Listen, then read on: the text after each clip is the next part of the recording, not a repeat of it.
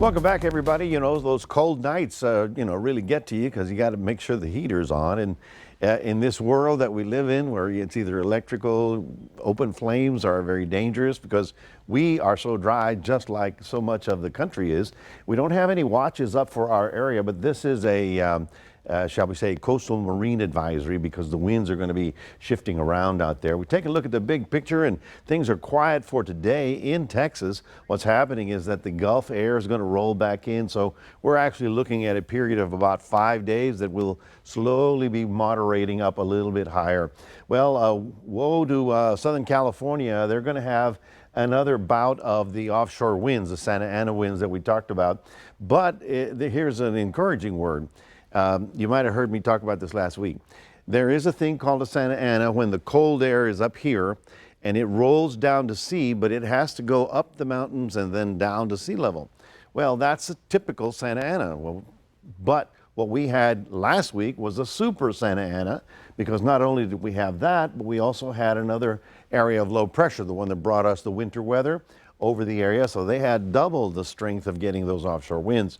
So this current Santa Ana is only for a day or two, and then it's going to weaken, and hopefully they'll get some moisture back into the area. Look at your temperatures. These are the high temperatures next few days, up to 60, 63, and then 72 by the time we get to the weekend. There is a frontal system coming in on Sunday, and that should get us back to some chilly weather. Here's the cloud deck that's right off the coast. Basically, it's all the Gulf moisture out there. In the next day or so, we're going to see this coastal trough develop, and what that does is that it spins up the air as the low goes this way, and that spills that warm, humid air on top of the cooler ground. Okay, the ground has cooled because of the couple of days of clear, cold nights. But high pressure is here, and that's when you see this is what guarantees them an offshore wind. It's almost backwards. It's intuitively off the charts because cold air starts here, ends up here about 30, 40 degrees hotter because of the downslope effect of the gravity. So what about us? Well, overnight we're getting down to around 40. So, still chilly, but not as bad, certainly not below freezing. Tomorrow we'll get up to a nice 60, but you'll see the clouds sort of build and build all day long. And by evening, we'll probably see a little bit of overcast and some drizzles.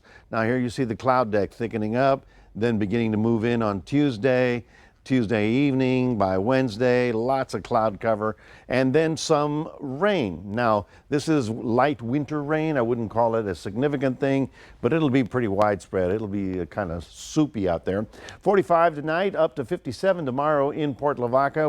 You can see how clouds and clouds and clouds are going to be thickening up. In Cuero, you're also going to be on the overcast side with a high of about 57 as well. So the next few days, as we get to Tuesday, Wednesday, we slowly warm up the temperatures. It'll be a little sloppy here and here, but we wait until a nice Saturday, and then another cold front, a big one, comes in on Sunday. Looks like we'll have some more freezing weather for early next week.